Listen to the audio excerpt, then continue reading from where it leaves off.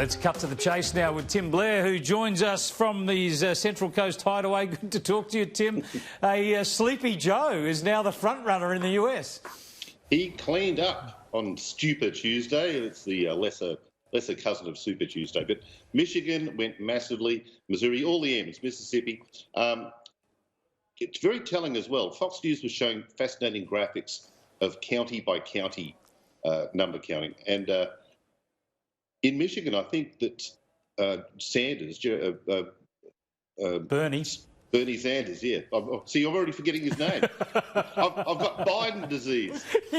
You're as sharp as Joe Biden. Yes. God, that's scary. So anyway, Sanders only picked up 2 counties in all of Michigan, and both of those where universities are. He's only getting the kids. And he won that state last time. Massively. That was what revived his campaign against Hillary Clinton, and now everyone's swept over to the mainstream candidate in massive numbers. And why wouldn't they? Let's have a look at Joe Biden campaigning just yesterday, and this is how he deals with a bloke who asks him a pertinent question on gun control.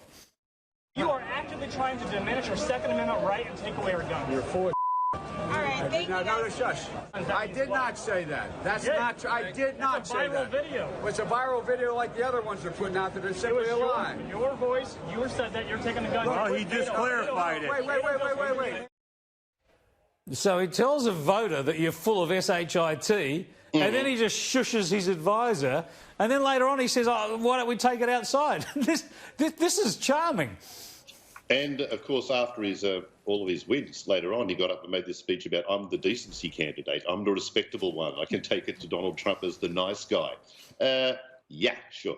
Yeah, got you there. He can't remember. Like, he can't remember what happened 3 or 4 hours ago. He's really struggling. I think it's a looming disaster for the Democrats, because the media seem to be running a protection racket for him over there at the moment. But when he's on stage in a presidential debate with Donald Trump, there's nowhere for him to hide. It's not going to be very pretty. I mean, Trump himself said during that Fox News town hall that he held last week or so that, he'd been planning to go against Sanders. He'd had all his lines all worked out. He's a communist and all this stuff. And now he's having to rejig everything. Well, everyone is, because no one tipped this comeback from Joe Biden. And the comeback is independent of his campaigning ability or any policy things. It's just because it's happening. He's actually making the sort of mistakes that would get you thrown out of the presidential race in any ordinary period. But we're not in an ordinary period. Well, I've caught up with Bruce Springsteen's Sleepy Joe's Cafe, and that could well end up being Donald Trump's election anthem, I think, this time around. He's got the perfect song for it.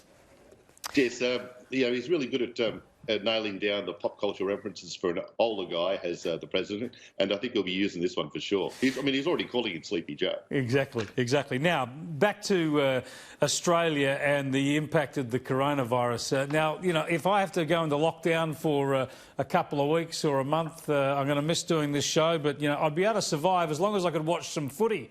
The idea that we're going to have footy matches either played in front of empty stands or not at all is a worry. It'll give the Gold Coast Suns a bit of an advantage. They're used to it. Yes, exactly. Well, football without people in the stands is, we call that here in Sydney, the NRL. So we can, it'll be an easy adaptation.